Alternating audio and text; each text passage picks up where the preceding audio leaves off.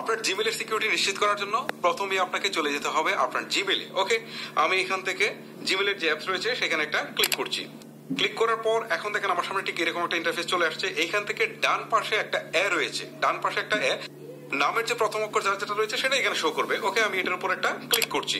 Click করার পর একদম নিচের দিকে একটা অপশন দেখাচ্ছে manage accounts on this device. আমি আবার বলছি manage accounts on this device, just এটাতে একটা ক্লিক করতে হবে। ক্লিক করার পর এখন আপনার জিমেলের অ্যাকাউন্টটা সামনে দেখাবে, জাস্ট এটাতে একটা ক্লিক করবেন।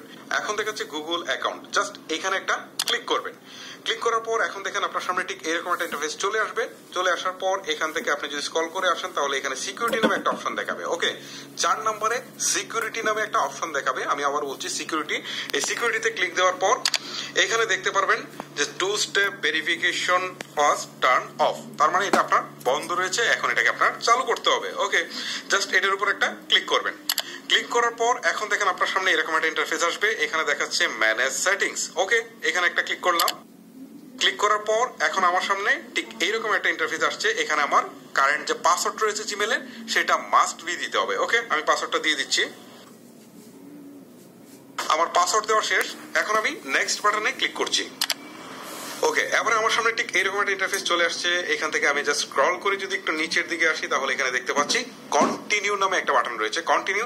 জাস্ট এই কন্টিনিউ ক্লিক করছি। ক্লিক করার পর এখন আমার সামনে একটা ফোন নাম্বার চাইছে। সো ফোন নাম্বারটা দেওয়ার আগে আমি আপনাদেরকে বলি যে আসলে এই 2 স্টেপ ভেরিফিকেশন কিভাবে আপনার সিকিউরিটি দিবে, জাস্ট এটা একটু আপনাদেরকে এক্সপ্লেন করি। এই যে আমি এখন নাম্বারটা দিব, সো এই নাম্বারটা দেওয়ার পর প্রতিবার যখন আমি কোনো ডিভাইস দিয়ে আমি আমার জিমেলে প্রবেশ করতে যাব তখন কিন্তু একটা কোড পাঠাবে। সেই কোডটা এখানে যতক্ষণ না বসাচ্ছি ততক্ষণ জিমেলে প্রবেশ করা যাচ্ছে না।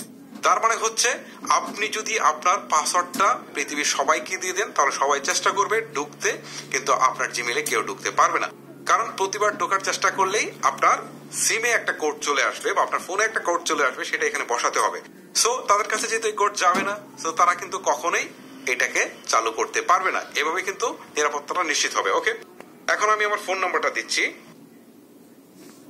আমার ফোন নাম্বার দেওয়া শেষ। এখন দেখেন নিচের দিকে একটা বাটন রয়েছে সেন্ড নামে। ওকে, নিচে একটা সেন্ড বাটন রয়েছে, জাস্ট এই সেন্ডে একটা ক্লিক করছি। এখন দেখেন এখানে বলছে ইন্টার দ্য কোড। ঠিক আছে, উপরে ফোন নাম্বারটা রয়েছে, এই নাম্বারে তারা একটা কোড পাঠাবে। ঠিক আছে, আমার এই নাম্বারটা রয়েছে এই ফোনে। ঠিক আছে, এখনই একটা কোড চলে আসবে, আমি আপনাদেরকে দেখাচ্ছি। এই যে দেখেন অলরেডি একটা ভেরিফিকেশন কোড চলে আসছে, জাস্ট এই কোডটা এখানে বসাবো। ওকে, আমি কোডটা বসাচ্ছি এখানে 51, তারপর হচ্ছে 97, তারপর হচ্ছে 36। ওকে, আমার 519736 বসানোর পর এখন থেকে নেক্সট নামে একটা অপশন রয়েছে, এই নেক্সটে আমি ক্লিক করছি। এখন দেখেন এখানে দেখাচ্ছে টার্ন অন 2 স্টেপ ভেরিফিকেশন। ওকে, নিচের দিকে টার্ন অন নামে একটা অপশন রয়েছে, জাস্ট এখানে একটা ক্লিক করতে হবে। জাস্ট ক্লিক করলাম। ক্লিক করার পর এখন দেখাচ্ছে টার্নিং অন 2 স্টেপ ভেরিফিকেশন, তার মানে এখন আমার 2 স্টেপ ভেরিফিকেশনটা চালু হয়ে গেছে।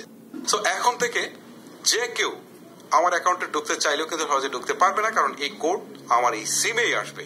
সো এভাবে কিন্তু আপনারা আপনাদের জিমেলে সর্বোচ্চ নিরাপত্তাটুকু নিশ্চিত করতে পারেন। সো গাইস, এটা খুবই ইম্পর্টেন্ট একটা টপিক ছিল।